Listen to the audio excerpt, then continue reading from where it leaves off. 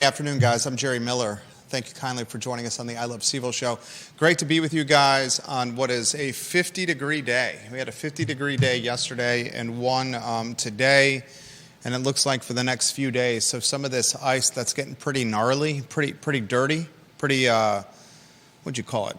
Kind of scummy-looking ice should be melting, which I think is a positive outlook for all. We've had some blisteringly cold temperatures of late, and it does something, at least here in the Charlottesville area, as we're south of the Mason-Dixon line, it does something to the soul. But I had a little pep in my step this morning. Frankly speaking, I have pep in my step every day, a zest for life. But certainly on Mondays, my favorite day of the week. But getting this ice and this snow out of the mix is going to help, I think, a lot of people in this community just find that rejuvenation, that zest for life. A lot I want to cover on today's program, ladies and gentlemen. I want to talk about an unfortunate weekend for fatalities in the greater Charlottesville area. A plane crash in the Carsbrook area of Charlottesville left the pilot dead. A motorcycle rider, a motorcyclist, dead by Albemarle Square, and a homicide in the Water Street parking garage over the weekend. In the, I don't know if you call it late at night or early in the morning, but nevertheless a homicide in downtown Charlottesville. A lot we're going to cover on today's program. The Water Street homicide, extremely concerning. All the deaths concerning, and our hearts go out to all those that are no longer with us. But a murder in downtown Charlottesville is something that I want to unpack on today's program. I want to talk on today's show a very difficult topic, a topic I was uncertain I even wanted to cover today, but we're going to cover nevertheless. And maybe the terminology cancel culture is not right. What is the preferred nomenclature or the most accurate description? This is the kind of the overarching theme of the topic. Is cancel culture at an all-time high in the Charlottesville area? I saw a disheartening thread on Reddit over the weekend that had, Judah, 500 or 600 comments tied to it. And it was basically a post centered around trying to cancel small business if folks thought that the small business owner voted for Donald Trump. Yeah. And I'm curious of your perspective on this. We'll get to it in a matter of moments. I'll give a snapshot of what the show's about today, J-Dubs. But it was to say it was disheartening is an understatement. Choosing to take a wrecking ball through a community that we live within and try to destroy the labor of love, the blood, sweat, and tears of small business owners and their team members because of ideology is a mindset that I'm having difficult time even comprehending. And I'm going to try to open my mind to this topic, to listen, to learn from you, the viewer and listener, and you, Judah, and even ask the question, is cancel culture the right phrase or nomenclature or description for this kind of behavior? I want to talk some business news. Cumbre Bakery, right off the downtown mall, is opening a second location in Dairy Market. Very soon to open Cumbre Bakery. It'll be their second spot. We did not get to this on the Friday show, but Cavalier Crossing down 5th Street Extended, purchased by a Northern Virginia real estate firm for tens of millions of dollars, is now rebranding as Attain on 5th. Such a strange name. Attain, like grabbing something, trying to get something, the word. Attain on 5th as they pursue the luxury rental market. We'll talk data centers as they are in a position to double energy usage in the Commonwealth. It's not all what it's cracked up to be with data centers. A lot of people are rolling out the red carpet for data centers. And Judah, you get us this a snapshot of the data centers. The Commonwealth of Virginia, one of the epicenters, if you may, of data centers in the entire world. Yeah. We'll talk about that on today's show and put it in perspective for you. Ralph Sampson is in studio tomorrow, the greatest basketball player in Virginia hoops history, 7'6". He'll be in studio at 10:15 a.m. tomorrow on the Jerry and Jerry Show. The first time he came on the Jerry and Jerry Show, which is a handful of months ago, After he finished spending time with Hootie Ratcliffe and I, the Virginia Sports Hall of Famer Jerry Ratcliffe and I, he walked out the front door of the I Love CVille studio. His very nice-looking Mercedes-Benz was parked in front of the studio. And as he was walking out of the studio and getting into his Mercedes-Benz, he legitimately stopped traffic. There was a car going on Market Street toward the police station and a car going in the other direction on Market Street away from the police station. And both drivers stopped in front of the studio, put their cars in park, left their cars running, opened their doors, and got out of their vehicles while they were running, while there were multiple cars behind them, simply to take a selfie with Ralph Sampson. It was a level of fame I have not seen in person in just like an everyday setting. This is not a famous person at like a basketball arena or a football stadium or walking the red carpet. This was legitimately Ralph Sampson getting in his car on Market Street in Charlottesville, and he has stopped traffic in both ways. So mark your calendar for Ralph Sampson on the Jerry and Jerry Show at 10:15 tomorrow. A lot we got to cover with Virginia basketball as they're currently in the cellar of the Atlantic Coast Conference. They're in the third from bottom position, and unfortunately the last three teams, and Virginia is now one of the last three teams in the regular season standings, they do not make the ACC tournament if you are one of the last three teams, ladies and gentlemen. A lot we're going to cover on today's program. Travis Hagworth, Patty O'Malley in New York watching the program. Patty's husband, Uncle Ed O'Malley, very pleased with Notre Dame's shellacking of the University of Virginia. Congrats to Uncle Ed O'Malley and, frankly, my sister-in-law and my brother. Both my brother and my sister-in-law are diehard Philadelphia Eagles fans. It pained me to see what happened to my beloved Commanders over the weekend. I mean, it frankly sucked as a sports fan this weekend. Virginia basketball, maybe my most favorite team of any, gets pounded by Notre Dame at the John Paul Jones Arena, a very terrible Notre Dame team. They get humiliated by the Fighting Irish. Congratulations, Uncle Ed. And then my third favorite team, my second favorite team is UVA football. My third favorite team, the Washington Commanders, get humiliated on national TV by the Birds, by the Eagles. And what was a painful game to watch. I guess such is life. As a Wahoo fan, but it has not been the case as a Redskin fan, as a Commander fan. Still a lot to be pleased about if you're a Jaden Daniels and Scary Terry McLaurin fan, Zach Ertz fan, Dan Quinn fan. A lot of upside in Washington. And how about if you woke up this weekend and you were former Redskin Commander owner Dan Snyder? Dan Snyder, immediately after selling the team, and his club is in the NFC Championship. Somewhere Dan Snyder is bitter and he's angry. Yes, he walked away with $6 billion, billion with a B, for selling his team. But that was his beloved business. Not just a business, but his passion project. And he could not make that happen during his awful tenure as owner in D.C. So much we're going to cover on the program. We'll welcome Judah Wickhauer on a two-shot. We'll get some love for Charlottesville Sanitary Supply ready here in a matter of moments. Before we do, Judah, Cumbre Bakery opening a second location in Dairy Market. Cavalier Crossing rebranding. Your headline on data centers. I don't think viewers and listeners truly realize the significance that the Commonwealth of Virginia is playing with data centers, not just in Virginia, but countrywide and beyond. Maybe put that in perspective for the viewers and listeners, the impact of data centers in this community, because I know that headline intrigued you, and it intrigued me after you explained it to me. I mean, we've been hearing a lot about it lately, and this here is saying that this is just Northern Virginia. Northern Virginia houses more data centers than anywhere in the world. Think about that, viewers and listeners. That's just Northern Virginia. And the companies that are building them are going to build more. There's land, even though we don't have it in Charlottesville. There's definitely land in Louisa County's going after data centers right now. Yeah. Amazon, $11 billion economic impact with Amazon, with what it's trying to do in Louisa County. Yeah.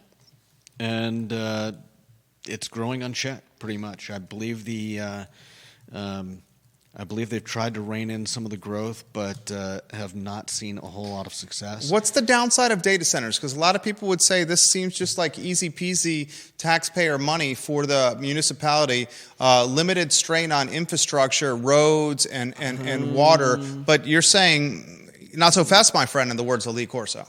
Yeah, not so fast, my friend. Maybe limited in some areas of infrastructure, but when we start having, I'm not saying that this is actually going to happen, but with the energy usage that comes with these types of buildings, and it's not like they're going to have. It's not like they're going to be the centers of malls or meeting places or anything like that. We're just talking about structures that contain, warehouse,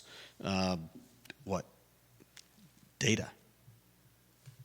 And the type of energy that, the amount of energy that's going to be pulled by these things, I definitely think we need to stop and figure this out before it becomes a problem, because I see too often that that's not how it works. That we start working on something, we start building things, and it's not until we realize where we're going to have a problem that we start trying to figure out how to solve that problem, and by then the problem is already endemic. A lot we're going to cover on today's show with that topic. Number one data epicenter in the world is Northern Virginia, ladies and gentlemen. And it's creeping towards Central Virginia with $11 billion of economic infusion with Amazon. Randy O'Neill in the I Love CVille group says the government employees are the number one cancel culture purveyors out there. Travis Hackworth in Danville, Virginia says the newest battlefield for and against data centers, it's Pittsylvania County, Virginia. Bill McChesney is watching the program. Logan Wells Claylo watching the program. A couple of states watching the show as we speak. I want to highlight on today's show Jason Howard, Sarah Hill Buchensky, Carly Wagner, Chad Wood, Jehu Martin, just to name a few. We'll give some love to Charlottesville Sanitary Supply, 60 consecutive years in business, Charlottesville Sanitary Supply. And one thing maybe what we could do, and the branding element we put on screen moving forward, you got that on screen now, is for future branding elements that we put on screen, do that before and after photo. The photo from the 70s with what it is now that the fella sent to us over the weekend. That would make a fantastic visual. John and Andrew Vermillion are just great people. Yeah, no doubt. I mean, John Vermillion, the best sideburns of the business. Andrew Vermillion, the third generation Charlottesville Sanitary Supply owner, online at charlottesvillesanitarysupply.com. Support the businesses you want to see make it, folks. I'll say it again, as Judah, Reed's just closed down. Reed's is now officially no more. That's a shame. It is an absolute shame. And now you're going to be left getting your pork chops, your T-bones, your steak, what they're known for, their meat department. Now where are you going to go? Costco? Where are you going to go? Wegmans? You're going to go to Whole Foods? Not everybody has a Costco membership. Yeah. You're losing the je ne sais quoi and the charm of what makes this community great when meat departments like Reed's close down, and they're officially finished. Yeah. Ladies and gentlemen. Unfortunate news as we rotate the first two lower thirds on screen. A pilot flying a small plane crashes in the Carsbrook neighborhood. Yeah. One person on board, immediately dead on the scene. Our heart goes out to the family of the pilot as more information is released, as the family has been notified.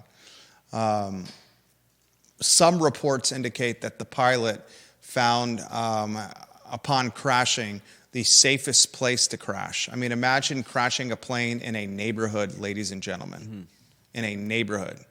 And fortunately, by the grace of God, this did not collide or crash into playgrounds or homes or a terribly densely populated area where others could die.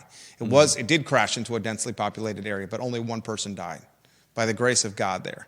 In some ways, the courage of the pilot crashing in this way. Also terribly unfortunate motorcyclist perished by Albemarle Square. Yeah. In a vehicle accident, in a collision with a vehicle, with an automobile, with a car. I feel so old saying the word automobile. Not to take anything away from this story. It's a terrible story, and our hearts go out to that family. And the most concerning of them all, and they're all concerning, a homicide over the weekend in the Water Street parking garage. A 22-year-old is dead. Yeah. In an act of gun violence. The first homicide associated with gun violence in 2025. And it's terrible. It's Charlottesville area, 3 deaths of headline note. Yeah. In a 48-hour period, ladies and gentlemen. First, you kiss your loved ones, you hug your children, you check in on your friends, and you thank whichever higher power you believe in that here on a Monday and 50 degrees in January, we're above the mud. I did that. Suggestion, perhaps you do the same. I want to unpack the downtown homicide, details coming out. The chief has already indicated on the record, friend of the program, Mike Kochis, that there were significant witnesses who saw the homicide play out. And he's asking those that witnessed the homicide to please offer something for the police.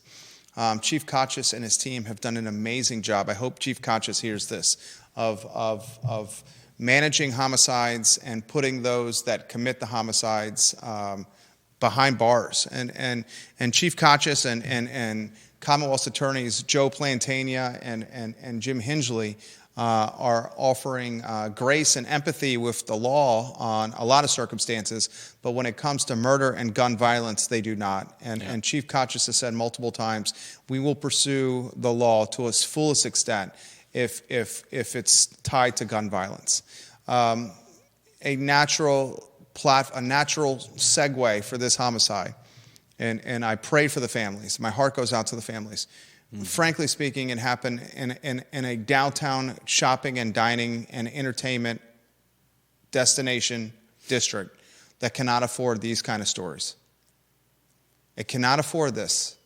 It cannot afford homicide in one of its 2 anchor parking garages while it's January and no one's coming down here, while there's a perceived homeless and houseless issue, while the sidewalks are still plagued with ice and snow, while we have credit card bills and everything else outstanding from Christmas. It is extremely important that this case be resolved and solved, and the announcement made to the community that the alleged killer is behind bars. That's good. And that hasn't happened yet. Oh. That has not happened yet. And it's extremely important that the community made aware of this in timely fashion. I'm confident Chief Kochis and his team will do just that. But we have an 8-block, we have the heartbeat of our community, 8 blocks right now that are as vulnerable as I've ever seen them. With a handful of institutional businesses on these 8 blocks on the cusp of choosing to close or not in the very near future. And that's not my news to break. But it is my platform to prep you for. And then this. So, heart and prayers for the family, the hope for swift justice, and then the hope for a forgiving community as it supports an 8 blocks that needs your support more than ever. I sincerely mean that. The next headline, Judah Woodcower, is it the cancel culture headline? Let's see. We've got Put is it cancel culture at an all-time high? Put it on screen. I'll set the stage. I'll ask you the question, is cancel culture the right word? Viewers and listeners, I'll ask you if this the description cancel culture is the best description of what I'm about to tell you. On the social media platform Reddit, and we'll be very straightforward, Reddit is, of all the social media platforms, probably the most left-leaning, liberal-leaning of all the social media platforms that are out there. Maybe you make an argument now for Blue Sky, but Blue Sky is so small potatoes. James Watson, I'm going to get to your comments here in a matter of moments. Blue Sky is so small potatoes in the grand scheme of things that I'm not even putting it as one of the prominent players in social media. The prominent players in social media, Facebook, Instagram, Twitter, TikTok, LinkedIn. LinkedIn, from an ideology standpoint, it's even difficult to label it with an ideology. Of all of them, probably the most politically neutral of all those, LinkedIn. Twitter, I would say probably the most currently right now right-leaning, conservative-leaning of the social media platforms because of its owner, Elon Musk. Facebook and Instagram and TikTok, it just depends on who you follow. Left-leaning, right-leaning, it's just depending on the algorithm and the content you choose to engage with. The content you engage with is the content you'll see. But Reddit, of all of them, the major players, left-leaning. And over the weekend, it started on Friday, and it started to gain significant momentum on Friday into Saturday and Sunday. Someone posted the thread, Judah, or initiated the thread on Reddit, that we should create a list and dox the business owners who we think voted for Donald Trump. And then within that thread, the Redditors who engaged with it, and I'll catch flack for even talking about this on the show, was hesitant to even talk about it on the show. They said, all right, let's create this master list of who voted for Trump and do whatever we can as possible to go after them. Mm-hmm. What is that type of behavior called? Is that type of behavior called cancel culture? What is that behavior? What is the new term for that behavior? And then I'll follow it up with this question. Viewers and listeners and James and the viewers and listeners that are watching this program, like Kevin Yancey and Sumner McDaniel, and you know, Jeremy Hu, Scott Worth, help me understand, Kevin Sullivan, Scott Thorpe, Tom Powell, Katie Pearl, Kate Schartz, help me answer, Tom Stargell, Dave Warwick, just to name a few. Help me answer this question. Is this type of behavior at an all-time high in the greater Charlottesville area? I've been here 25 years in August, Judah. Viewers and listeners, 25 years in August for me. Came here as a first year at the University of Virginia. Grew up in this community. And I have not seen it like this ever before. So first I want to weave a man. I respect his opinion tremendously, Judah Wickhauer, into the mix. I'll ask you these questions. You've been in this community nearly as long as I have. Is cancel culture the correct description or nomenclature?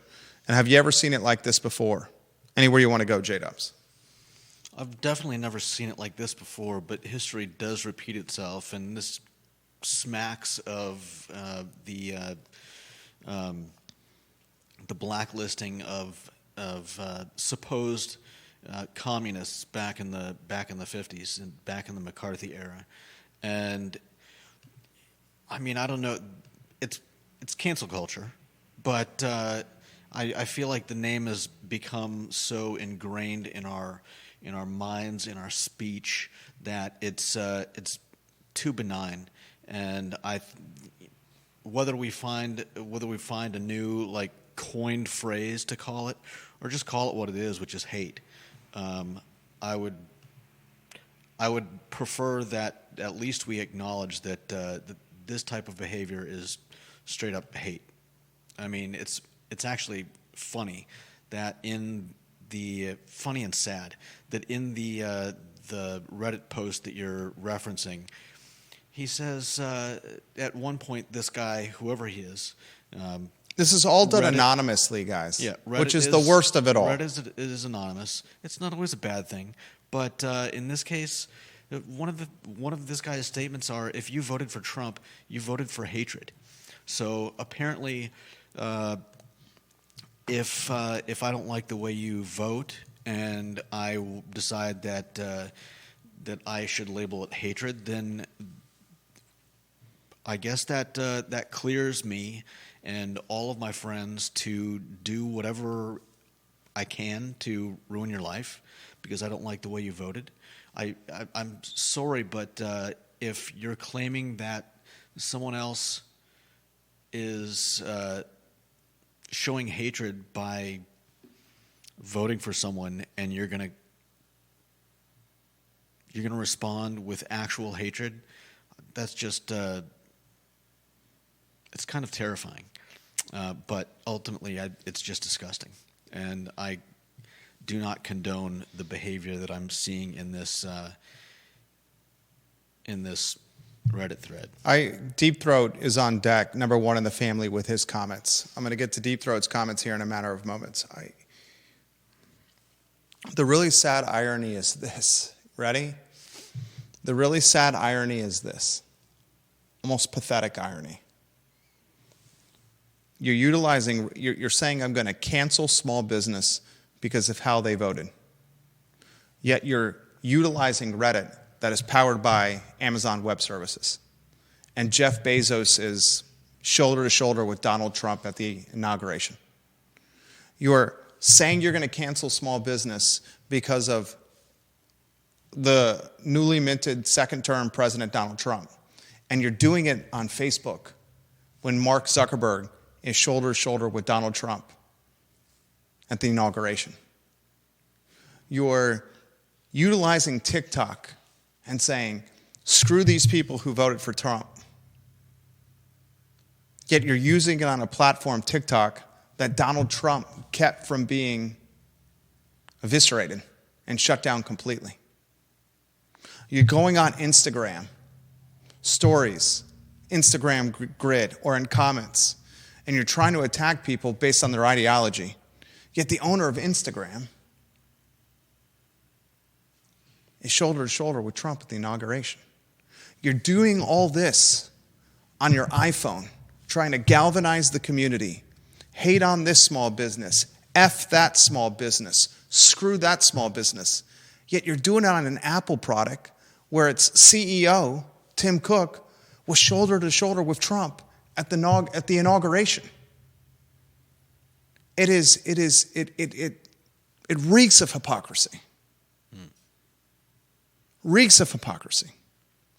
You attack a little guy and a small business, yet you use Amazon to have your groceries delivered, and you spend a couple $100s a year as a member of Prime to get less than 2-day delivery.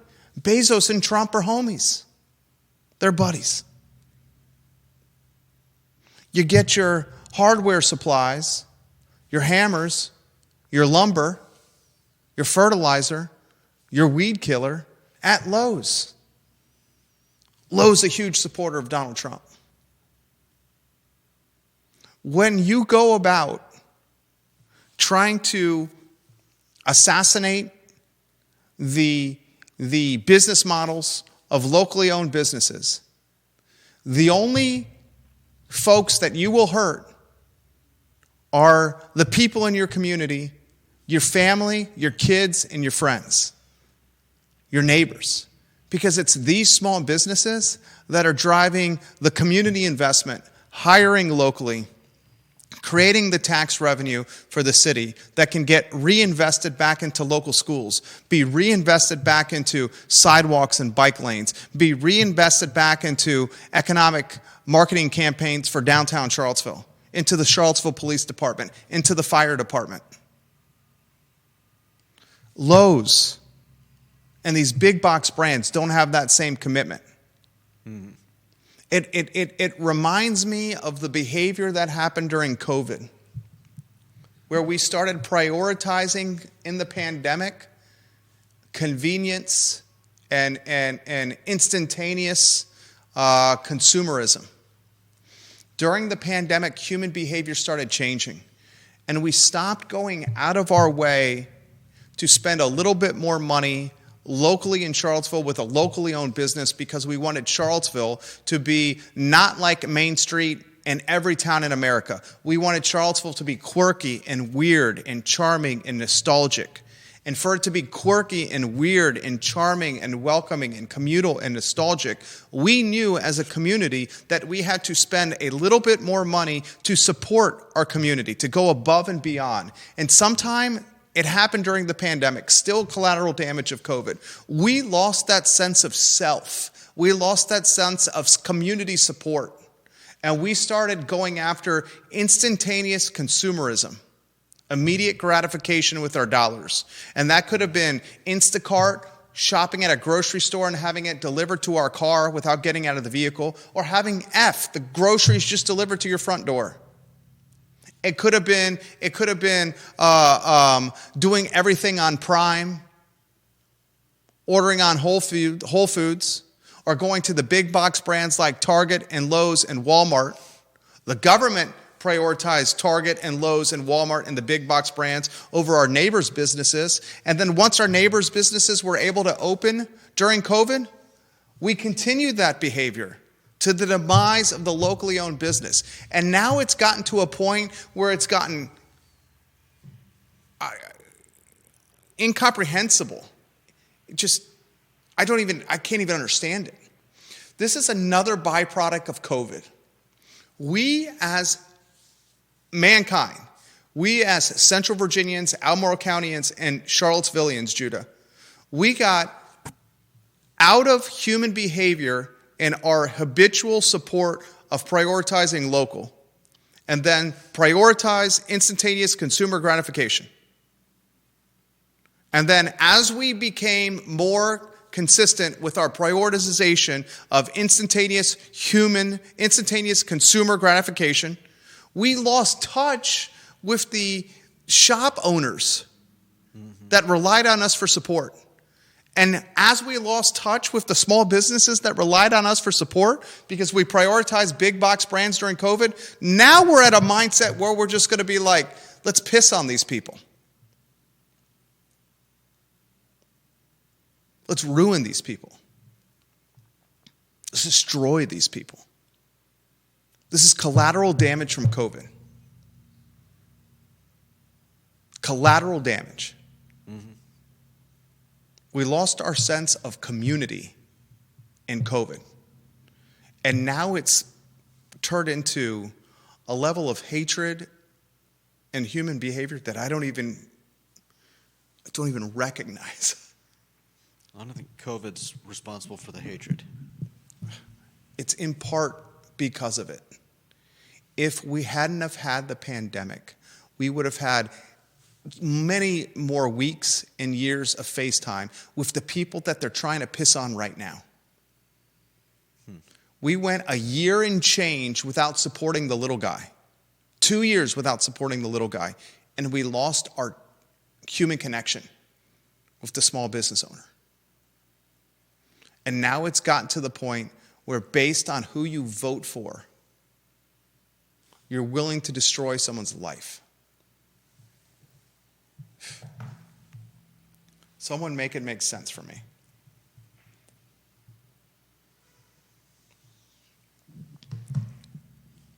And I'll close with this as I search for the best description of it. Cancel culture, is that what it is?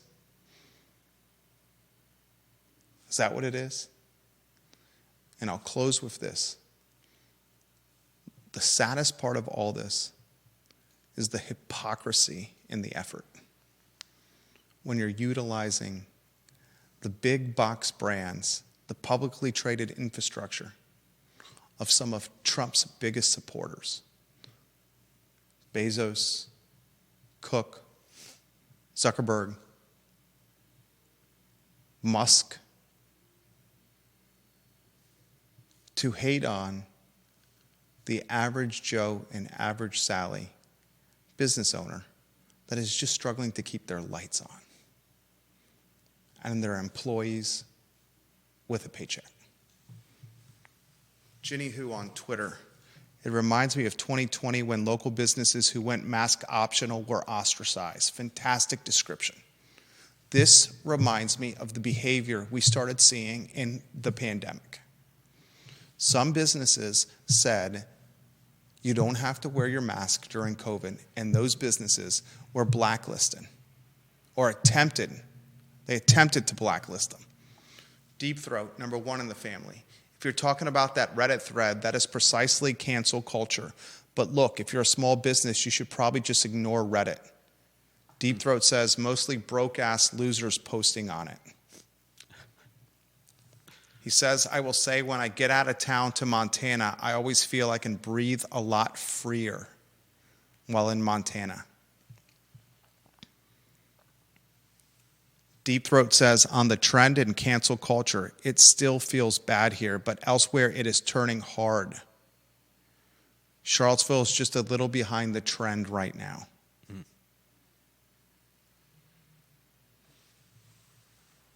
And then he closes, when the thought leaders of the left realize they need to back off cancel culture because it's causing electoral disaster for their party, eventually the marching order will trickle down even to the little guys and activists here in Charlottesville. And he points to the Gillikin gang. Vanessa Parkhill and Gary Palmer, welcome to the show. Tom Powell says, Jerry, you're absolutely on point. Bill McChesney says, that's like 1950s Russian socialism, where you would rather rat out your neighbor. Yeah. Janice Boyce Trevelyan, we moved here 10 years ago thinking it would be, and make sure we're getting their photos on screen. We moved here 10 years ago. What's that? I can't do them that fast. Try. We moved here 10 years ago thinking it would be an open-minded university community.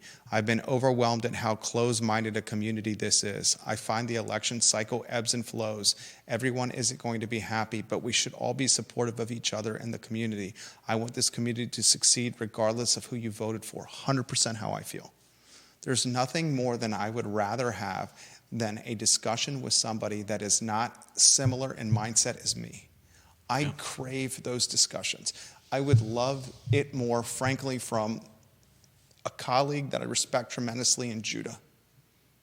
I want the intellectual push and the intellectual challenge and the intellectual fight back. I crave it. Mm-hmm. And sometimes it comes across as argumentative or aggressive, but it's just me yearning for the challenge. I need it. I would rather be challenged intellectually with a completely different mindset than sit around in a room filled with yes people. Like when I'm playing a sport, I would rather lose to somebody better than me than beat somebody worse than me. I want to be challenged. But when it's all said and done, if I lose to somebody better than me, I say, you kicked my ass. I can't wait to play you tomorrow. And if I'm in a conversation with somebody that completely disagrees with me and I'm pushed intellectually, I'll say, I agree to disagree with you, but God, I love the conversation today and I want to have it again tomorrow, maybe over some coffee or a bourbon or a everything bagel with sausage and cheddar from Bodo's. I don't understand what is happening here.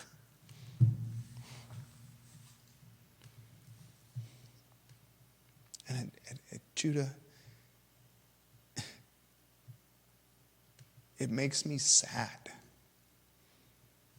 And it takes a lot for me to have that, to feel that.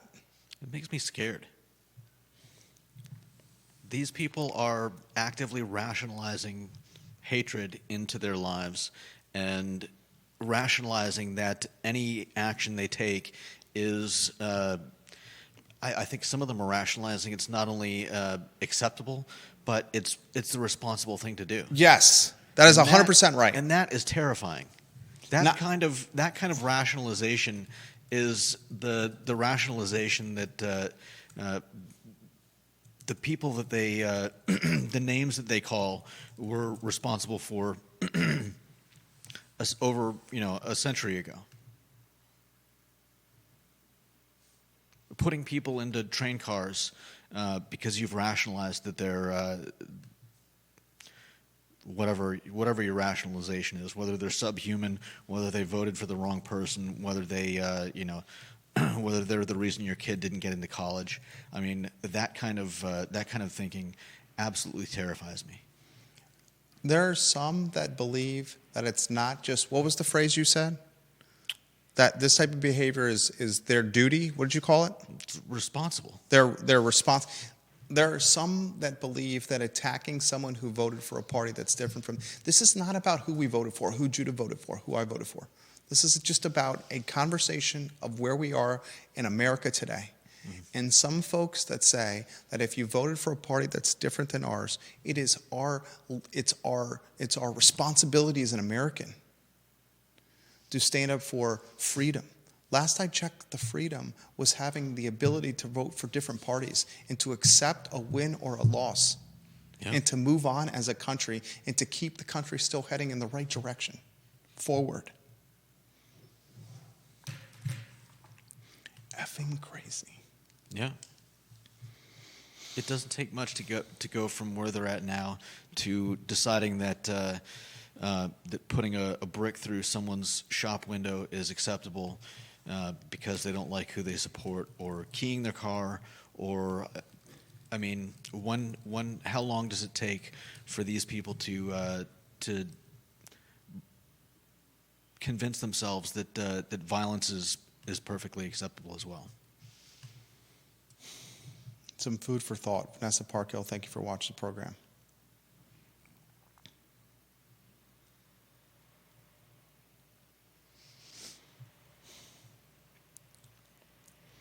All right, Will Smith, thank you for watching the program. Next topic, what do you got? Next up, we've got Cumbre. Wahoo89 in Tennessee is watching the program. He says, there is a Meta data center here in Gallatin, Tennessee. It is an 800,000 square foot facility, yet only employs 100 people. He also highlights Red Hen Restaurant in Lexington, Virginia. I personally lost my employment due to my political views in 2021. It's called hate, he says, what you guys are talking about. Mm-hmm. John Blair, I think there's a difference in this and cancel culture. Cancel culture was about individual statements. If you made a public remark, people might try to cancel you. Recall the episode on West Main with the Italian restaurant about 10 years ago. This is different.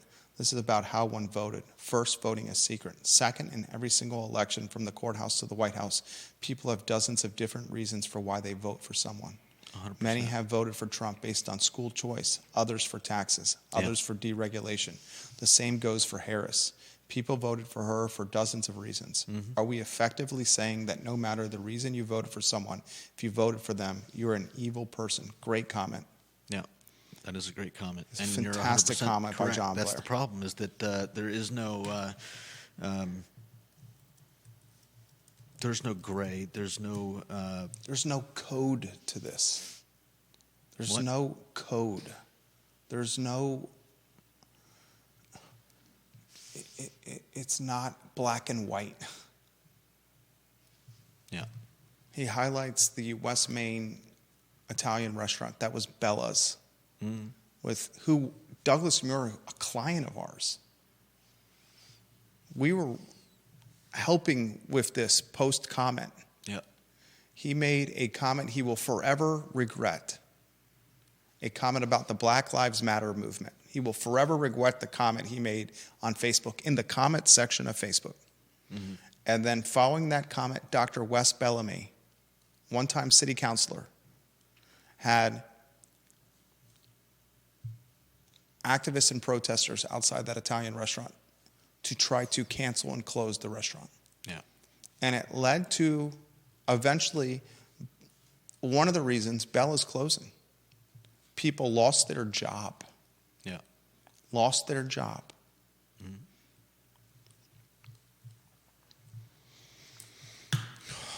Cumbre, put that on screen if you can. Then we'll get to the data centers. Cumbre is a Argentinian bakery that opened in the old CVille barbershop, its first location, right off the downtown mall. Right? Yeah, right around the corner. Right around the corner from us. As the crow flies, probably what? A quarter of a mile from us. Yeah, maybe half a mile, if that. They're opening a second location in Dairy Market. Congratulations to these small business owners. I don't care who you voted for. Cumbre owners. You make great coffee and pastries, and I'll support you. I'll support you. I don't care who you voted for, Market Street Market owner, Dino's Wood-Fired Pizza owner, Citizen Burger Bar owner, Murray Bet owner, Cumbre owner, Bell owner, South Street owner. I don't care who your sign is that's in your yard. If you serve a product, or you provide a service, or you sell a good that offers value proposition to me, my wife, or our family, and you're local, we're going to support you.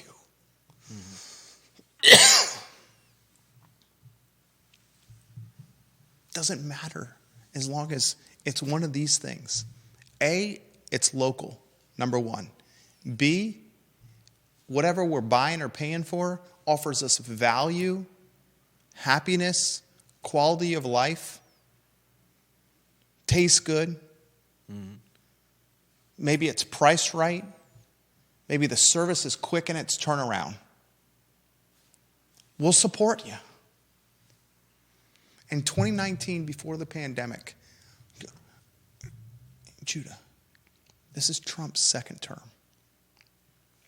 Biden just served a 4-year term. Prior to Biden's 4-year term, Trump served 4 years. Right? That's how it works. Before COVID, when Trump won, there was not this level of hate. This is COVID collateral damage, this hate, where we became much more inclined to flex our muscles on a keyboard with anonymous internet handles than have a face-to-face conversation with human beings. Congratulations to the Cumbre owners who are soon to open their second location in Dairy Market. And prompts to Dairy Market and Chris Henry and his team as they populate what has been otherwise vacant stalls. Dino owns a large portion of these stalls. Really, anytime you go into Dairy Market, you should give a flying chest bump, a fist bump, and some props to Dino. Because that guy's moving mountains to keep that place up and running. How many did we say it was? 5? The Sizzle Shack, the Basta Pasta, the Wood-Fired Pizza, the Rotisserie Chicken, that's 4, the Move Through, that's 5. What, we got 5 over there with Dino?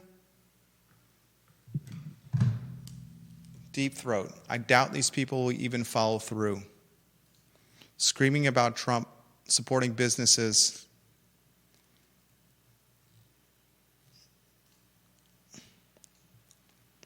Just gives them a brief sense of power and control in the face of something that they don't like.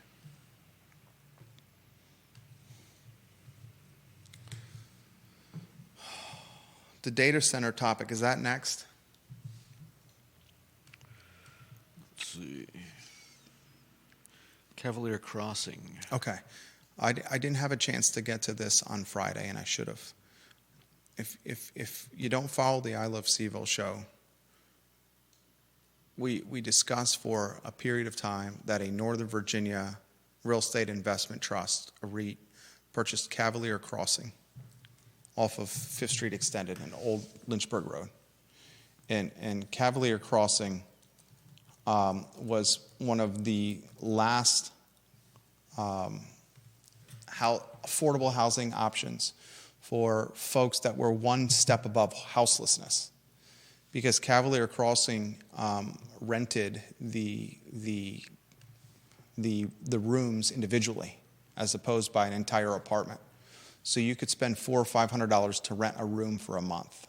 You'd be grouped with strangers in your apartment suite, but you still had a bed and roof over your head and running water and a shower. All the rooms had bathrooms associated with them. So this out-of-market company spends tens of millions of dollars to purchase this, Judah. $20,500,000 in May of 2024 to be exact, according to the Albemarle GIS. And now they're in the process of rebranding Cavalier Crossing because they want to take it from $560 a month room to 4 times that. Yeah. 4 times that, ladies and gentlemen. And they've come up with a name. I think it's a branding debacle. Attain on 5th. Does it make sense to you, Attain on 5th? I'm not trying to throw shade, but the Elysian in Stonefield is vacant.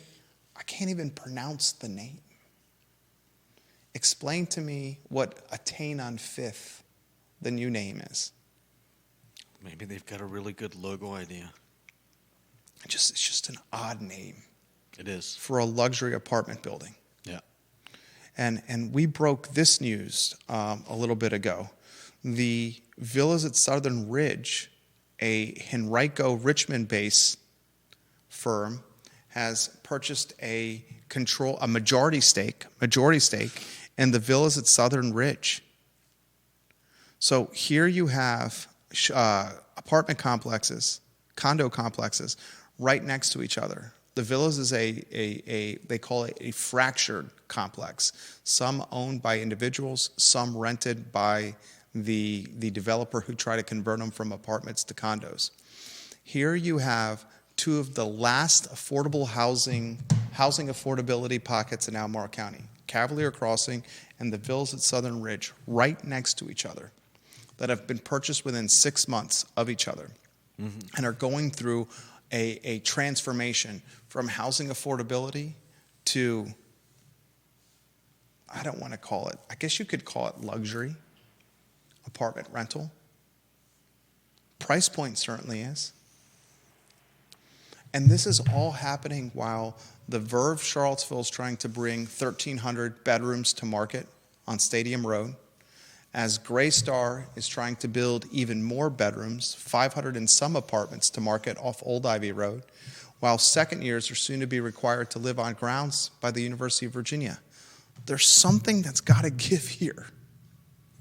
And what is it that's going to give? Is the population going to just increase that much that it's going to support all this multifamily and student housing that's going to come on market? And is the population going to increase that much at a level of wealth that folks are going to soon be charging $3,000 and $4,000 a month to rent a condo or an apartment? I'm one of the owners of a condo in the Villas at Southern Ridge. It's a 3-bedroom, 2-bath. We're getting $2,700 a month for this. And in this condo complex, we're on the low end because I price below market to maintain occupancy in all our holdings. $2,700 a month.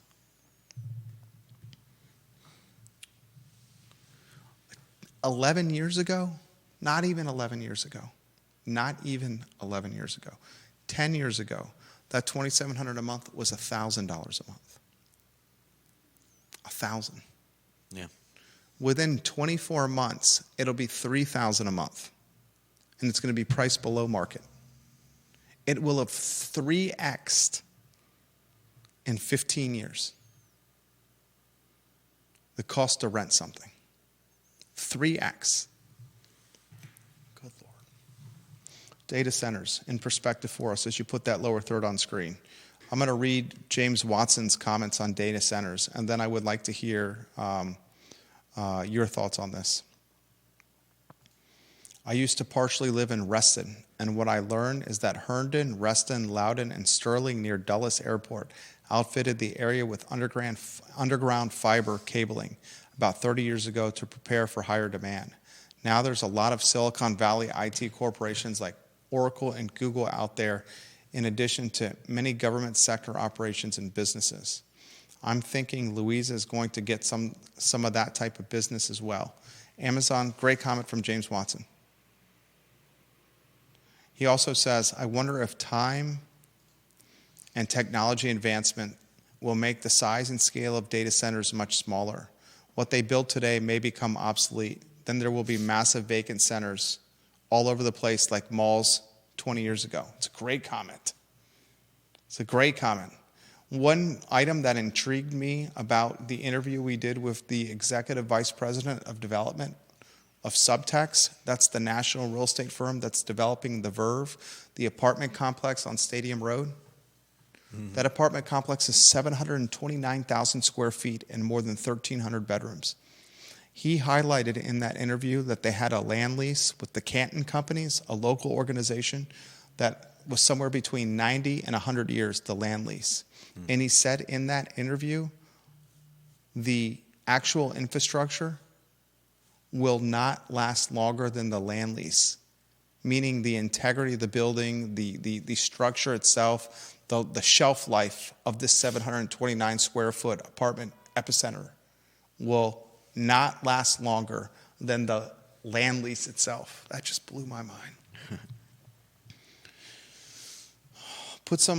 Give us some facts on data centers. Start with the size of the data centers we have here in the Commonwealth in Northern Virginia. I don't know that there's a specific size, but they have a great many points of issues with the growth that we've seen in Virginia, from power consumption to challenges with cooling, the environmental impact, scalability limitations, cybersecurity threats. I mean, if we're housing information, we have to be aware that there are people that are going to go after that information. So it's not just it's not forever going to be just a matter of building another building that you can toss some servers into.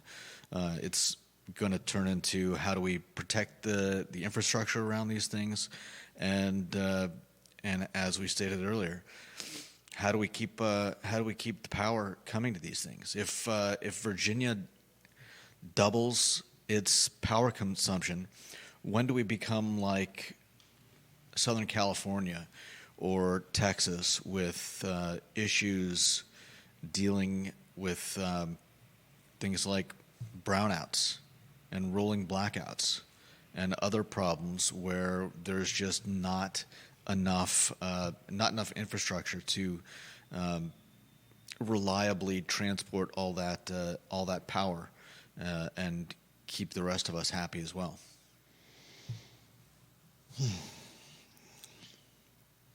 One of the reasons I'm bringing this up, and Judah contributed this topic to the rundown, so thank you, Judah, is you got $11 billion, 11 with a B, coming from Amazon into Louisa County. $11 billion. Louisa County rolled out the red carpet for Amazon for this project. So data centers are not just prolific in Northern Virginia. They're here in Central Virginia, and they're knocking on the door of Albemarle and Charlottesville. And they'll give you what you want in terms of cash money. It's hard to say no to that kind of money. Yeah. It's hard to say no to that kind of perceived economic infusion, economic influence. But is it a shell game or a bait and switch game? Is it too good to be true with the actual economic influence? That's a really good question. We talk about the hotel industry all the time. We talk about tourism. Just under a $1 billion impact for the Charlottesville and Albemarle County economies. Tourism. Just under $1 billion in economic impact. And then we realize that the jobs are created by tourism are the jobs where people are making 10, 12, 13, 14 bucks an hour. And they're the folks that are screaming at the top of their lungs, at the top of Carter's Mountain, we can't afford to live here. You're trapping us. You're giving us jobs. You're seducing us with jobs. And you're paying us a wage where we can't afford to live here, and we're on the brink of homelessness. And then you're taking away the $500 a month places that we can afford, like Cavalier Crossing, and turning them into $2,000 a month. The 3-bedroom, 2-bathroom condos at the villas at Southern Ridge that were $1,000 a month are now $2,700 a month. But the wages we're getting paid for working these jobs and the hugely perceived to be successful tourism industry, hugely impactful, have not kept up with what Jerry just described as a 3x uptick in housing. Yeah. I can assure you, when I first started renting the condo at the villas for $1,000 a month, Judah Wickhauer, 10 years ago, that the wage the front office operator at the Omni Hotel was making was about $10 an hour, $11, $12 an hour. I can assure you that it has not 3x'd like the cost of that same unit. And people are like, oh, it's the greedy son of a bitch landlords. And that, In some cases it is. in that time, the HOA fee has 3x'd. In that time, the tax base is double-digit percentage increased. In that time, everything associated with maintaining the unit has double-digit increased. A landlord's not going to rent it for a loss because they won't be a landlord for long. And then Albemarle County says, we're going to roll out a 5.1% increase on everyone's real estate. We're going to assess the value and uptick at 5.1% on average in Albemarle County. That's Albemarle County and government giving you the one-finger salute. You know who it's really giving the one-finger salute to is housing affordability. All right, I'll get out of here on this note because it's 1:40 p.m. Ralph Sampson's in the house, literally and figuratively, tomorrow at 10:15 a.m. with the Jerry and Jerry Show. We're going to talk about this Virginia basketball team that just got beat the hell up by Notre Dame. Virginia is in the cellar, third from the bottom, literally almost in last place. And the bottom three teams do not make the ACC tournament. To say that this has been a disastrous campaign is an absolute understatement for interim head coach Ron Sanchez. And Deep Throat closes with a great statistic. By the way, those 1,300 plus bedrooms that the Verve are bringing to market, they are somewhere around 5 to 7% of the total rental bedrooms that exist in Charlottesville today. Unbelievable. God, that's a great statistic, Deep Throat. The 1,300 plus bedrooms that Subtex is bringing with the Verve on Stadium Road is 5 to 7% of the total rental bedrooms available in Charlottesville right now. That one project is adding 5 to 7% inventory.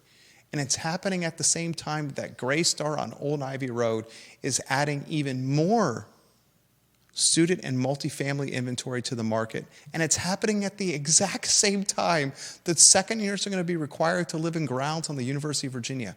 Something has got to break.